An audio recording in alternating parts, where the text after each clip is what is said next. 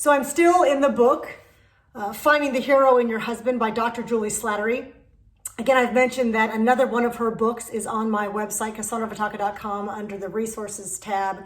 There is a bookstore. I don't get any commissions from these books. This is purely me doing what I do, which is when I learn information, I share it with you. That's what these blogs and vlogs that I do are about. And so in reading her book, there is a section, this is how did we get here? You know, and again, this is a book talking about marriage. This is a book talking about marriage under the covenant of Yahweh, Adonai Eloheinu, Yeshua HaMashiach, those in Christ, those who seek to have a biblical marriage. And specifically, what God is calling us as women, how we are to look at, embrace, speak to our husbands. It's a great book for anybody to read. There's a lot of great information. She's a trained clinical psychologist, therapist. She's been in marriage ministry for decades. She is a foremost leader, thought expert around sexuality. I found her book specifically because I attended a week-long Love Like You Mean It marriage cruise hosted by the Family Life Ministries. She was one of the speakers on it, and her sessions were sold out, standing room only, people complaining when they can't get in, people sitting in the aisleways, male-female sessions. She is which it was so indicative that we are in such need of healthy conversations around human sexuality.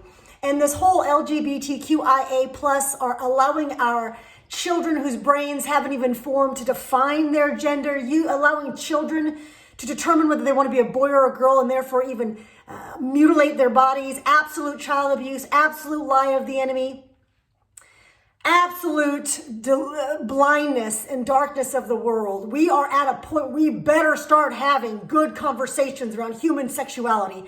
Dr. Juli Slattery, you can go to her, I think it's authenticintimacy.com.org. Again, go to my website. I'll put the links down below for her stuff as well. But I say that I wanted to give a big talk about what she does and who she is, because even though this book is about, again, women and how do we speak to, interact with, think about who our husbands are and their divine design, as well as our divine design.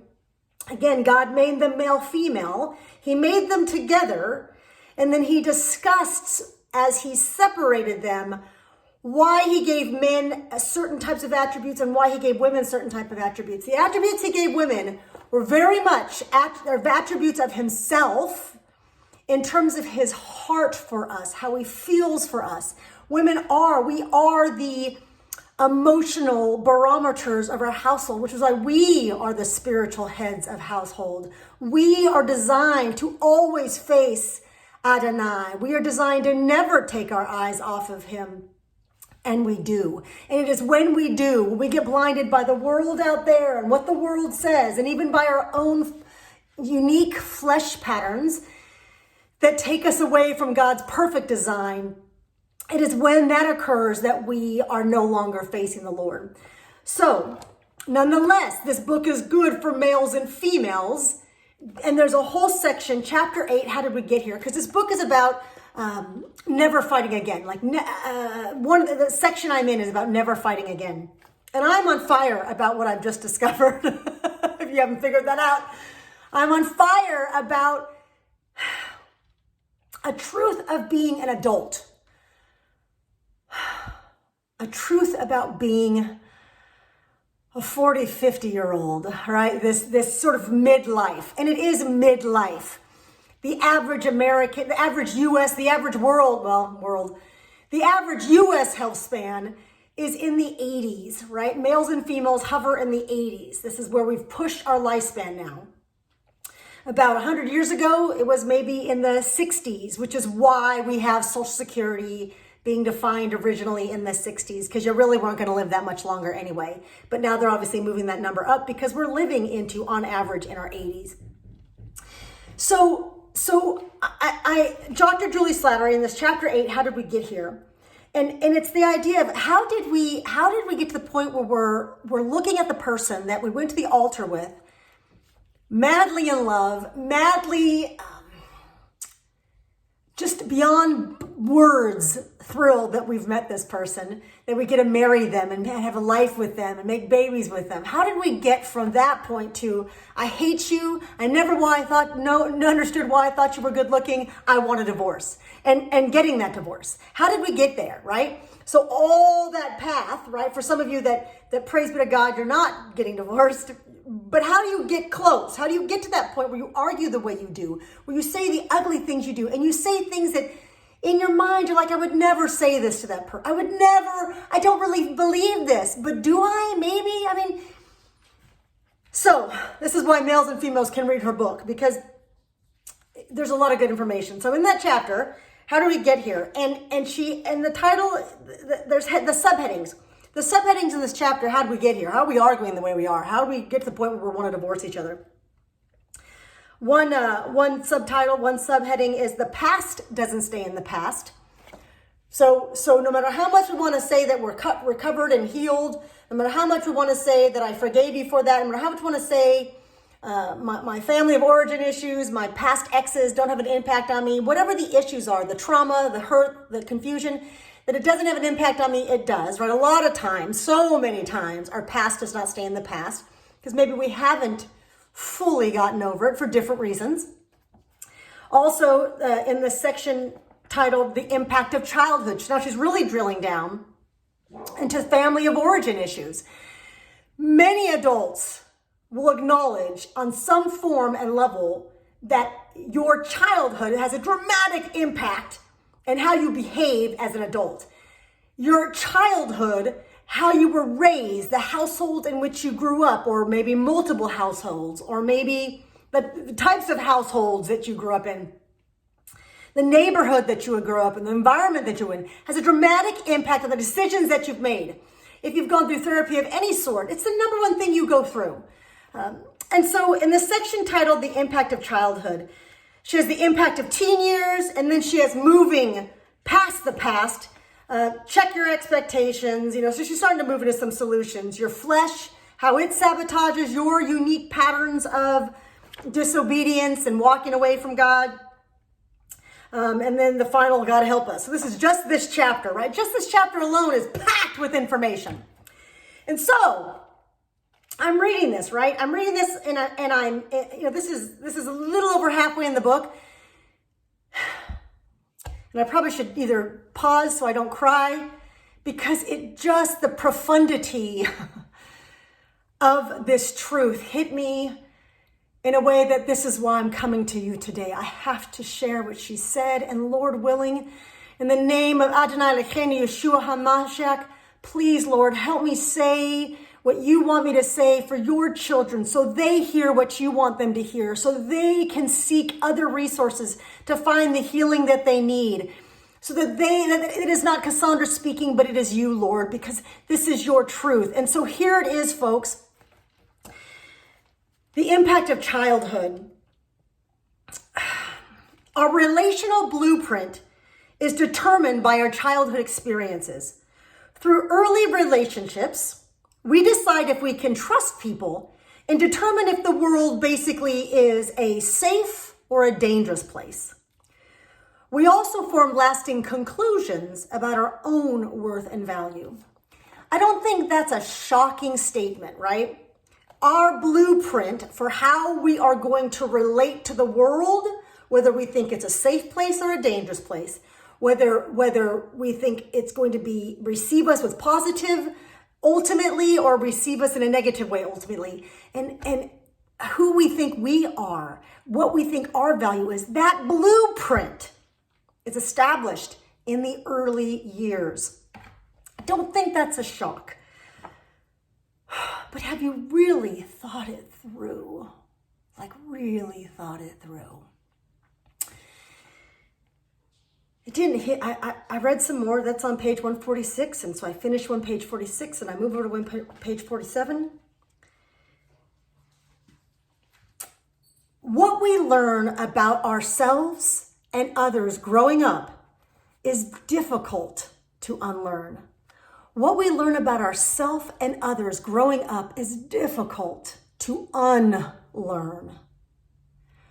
Early childhood experiences are stored in the memory with emotions rather than words.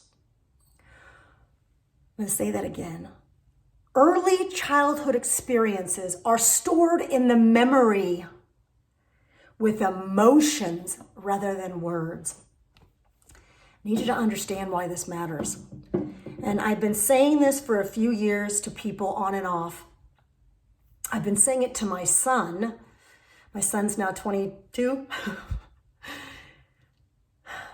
I used to say to him, junior high never ends, high school never ends. People do not move beyond their teenage years.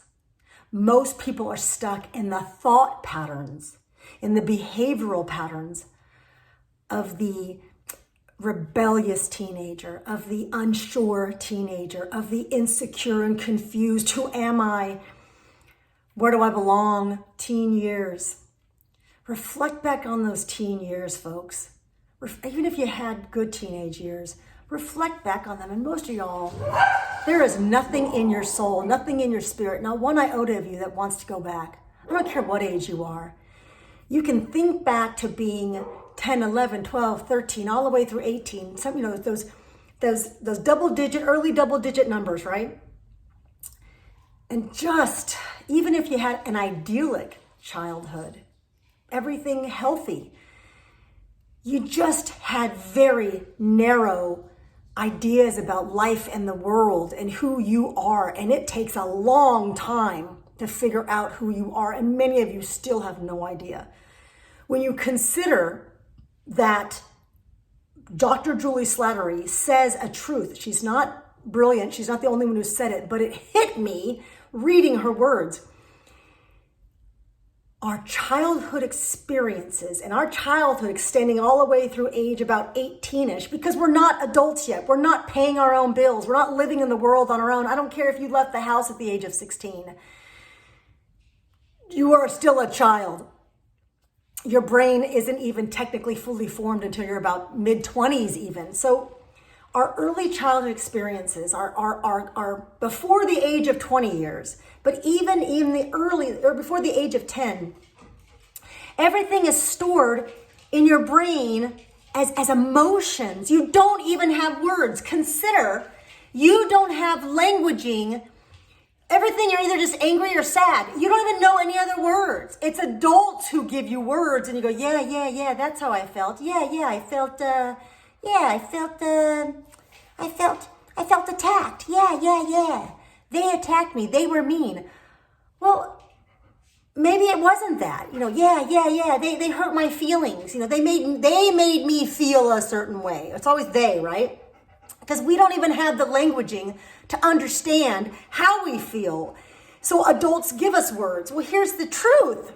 We need words. We need languaging. That's why you need to read books. That's why you need to read lots of research papers. Because to figure out what is that emotion I am having and how might I define it? Why might I be having that emotion? Why might this situation in front of me, this person in front of me, this environmental situation in front of me, why might it be triggering feelings of insecurity, fear? Why might it be triggering feelings that I've got to protect myself and defend myself because you're all the enemy somehow? How come I can walk into a situation and feel that way and I can walk into something exactly the same and feel a different way? What's going on? It's because we experience the formative years of our life in emotions, in feelings. So we have to put words and understanding to those feelings. So let me point out why this was so profound to me. We live in a day and age where we have elevated feelings to the level of truth. We have elevated how I feel, what I want, how I love a feeling. We've defined love as a feeling, as the the marker for truth. But truth is truth. There's divine truth. Then there are quantifiable, tangible, visible facts. And then there's how you feel about it all. It's not even on the picture screen, right? We got divine truth. We have visible, tangible, quantifiable facts. And we have, below all of it, how I feel about it all. It's not that your feelings aren't valid. It's just that they're not the divine truth. They're not always based in tangibility and proof. They're oftentimes so below the surface, you don't even know what the heck they are. And yet we've elevated that which is the least of truth to the point of truth, right? We have elevated emotions and therefore we have used it to beat people over the head, to say to them, how I feel matters more than truth. And because I feel like today I want to be a unicorn, you all need to call me a unicorn. I don't care whether I am a unicorn or not. I feel like a unicorn, and feelings trump truth, divine truth. They certainly trump facts because I feel a certain way. But folks, your feelings are not facts and they're not truth. And this is why we get into altercations with our most important human in the world, which is our spouse. There's no other human more important than your spouse if you're married. If you're single, your most important person is probably a mixture of your parents, your brothers and sisters, right? And then people kind of fill in the gaps from there. When you get married, now it's your spouse, and then it's the children and family you create and sort of everybody else. Always above all of them is God. You know, he's not a person. He, she is not a person. God is God. So the profundity of the moment was this. If we store all of our earliest understandings of life in forms of emotions, of course, we're going to go through life being an emotional ticking bomb. And based on your personality, you're going to approach the world different in terms of how you manifest.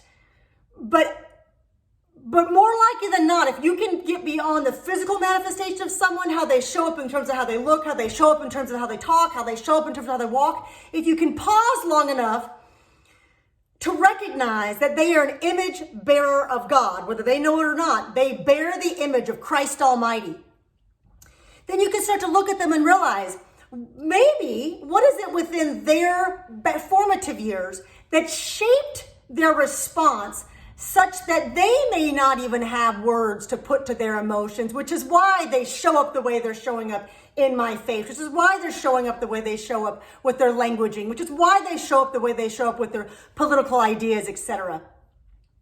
We have to understand the terrible twos don't end at 3. The terrible twos, a child first coming into language, having no language, they're terrible because they're frustrated, because they're trying to communicate and nobody understands them, and they throw temper tantrums because they don't have the words to help you understand. That's how adults act. We have temper tantrums, we yell, we scream, we use curse words, we punch, we use words, we make it your problem, you're the fault, you're the problem, because we don't have words to help you understand how I'm feeling. Would you just listen to me, please? Listen to me. And so we scream at each other, listen to me! My feelings matter! We're toddlers who don't have words. We're balls of emotion. Oh, folks, you're normal. We're normal. But if you can understand, it's not truth. So if you're in a relationship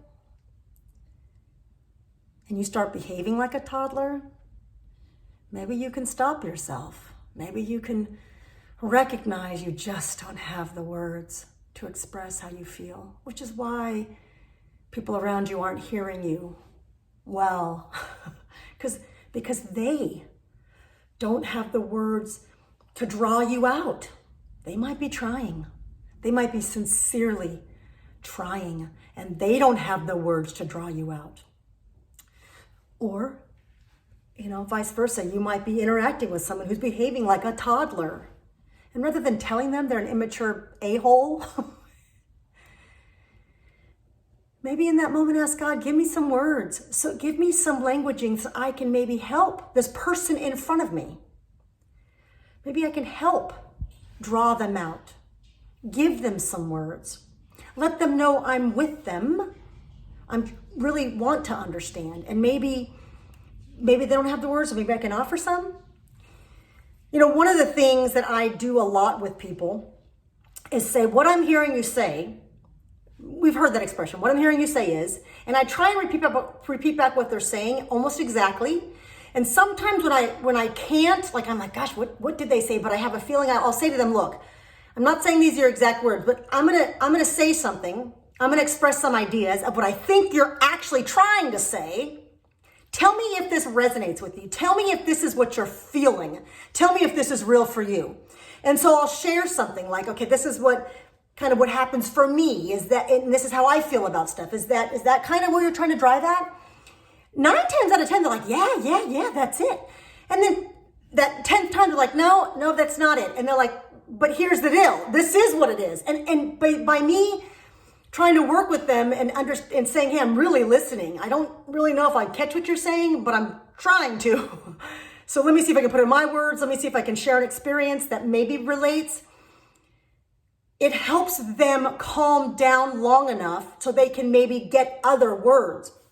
Or at least, as I said when I shared about conflict, remember I told you from Dr. Juli Slattery, the last video I shared about her book, I talked about the fact that, never fight again, that we don't know how to negotiate, navigate through a conflict. We just fight.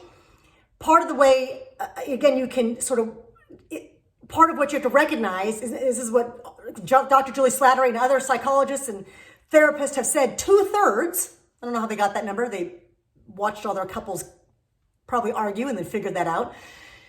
2/3 everything that you were going to be in conflict about doesn't have a solution. It's just sharing emotions. That's it. It doesn't say you're sharing truth. It doesn't even say you're sharing facts. You're just sharing emotions. In fact, there is no factual solution. None. There's not even a necessary solution because it's not part of it. It's just feelings and emotions. So if you can recognize that you have stored your coping mechanism, your behavioral patterns, your blueprint, it has been stored as emotion.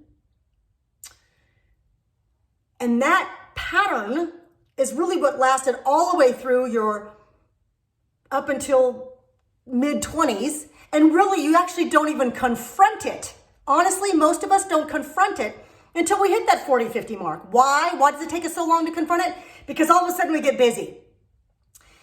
We're 18, we get shoved out of the house, right? To either go to work, go to school, go to the military, go somewhere, but get out of my house. And all of a sudden, boom, we got to get busy making some money and paying the bills. And oh my gosh, we got married and now we have kids and I'm trying to get ahead and ba-boom, ba-boom, ba-boom. And then society starts bombarding you with all this stuff about who you're supposed to be and what you should want and who you should be. And then you just start trying, you just start running and you're running and you're running and you're running. Why does it take you to the 40s or 50s to finally confront it? Because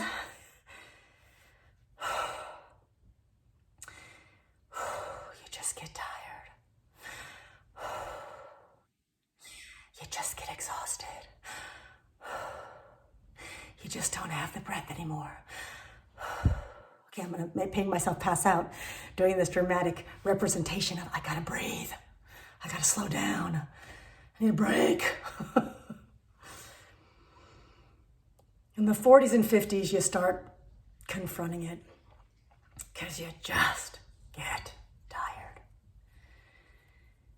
The 40s and 50s is the highest rate of suicide for men in particular. Women have the highest rates of attempting suicide. Men have the highest rates of doing it in that 40, 50 range. That's how tired you get. That the enemy has the ability to come into your heart mind and twist it so much that you think the best solution, you literally think the best solution, and the only way to solve the pain and the confusion and the hurt and the fear is to end it. Folks, we have a spiritual problem on our hands. We have a spiritual battle on our hands. My name is Kasandra Vitacca Mitchell. I am the daughter of the God of my Most High. I am holy, righteous, blameless, and pure, perfectly provided for, perfectly secure. I am his priest. I am his warrior. I am on the battlefield for you and with you, fighting those battles, the principalities of darkness, because the enemy is not flesh and blood. The enemy is the enemy. You are like me. You are an image bearer of the Lord, whether you know it or not. I am his princess. I have a crown on my head all day long, and so do you, whether you know it or not. Adonai Eloheinu Yeshua HaMashiach, Jesus Christ has told us this. He has demonstrated what it looks like. And what it looks like is for you to understand some of these truths. If you want to talk more about anything that has been said here, I am a resource for you. I am a speaker, author, blogger, vlogger, teacher, coach. I come in many forms for people. Reach out and let's see if I can be of personal service to you. If not, folks, on my website, there's all sorts of resources like Dr. Juli Slattery's book. There's my own book, The Happiness Formula. You can go to thehappinessformulabook.com. It'll take you to my website. From my website, you can figure out the link to get to Amazon to buy the book. On my website, there are videos about the book, so you don't even have to buy it. You can listen to me talking about it.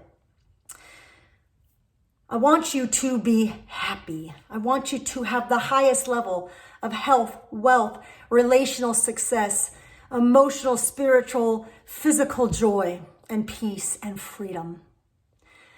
And that is found when we begin to confront ourselves. We begin to confront what we know or lack thereof, our IQ. We begin to confront how we feel and therefore how we behave and what might some options be there for us, whether to take the action or not. And more importantly, what does our God have to say about this? What does your God have to say about this? I can introduce you to my God and show you what my God has to say about this, but I'm happy to discuss with you what your God might and how that works into your understanding of your overall world. It's been my pleasure to share with you. I pray that something within this almost half an hour of time has spoken to your spirit and has moved you enough for you to take actions to move yourself forward to more success and happiness for yourself. Shalom.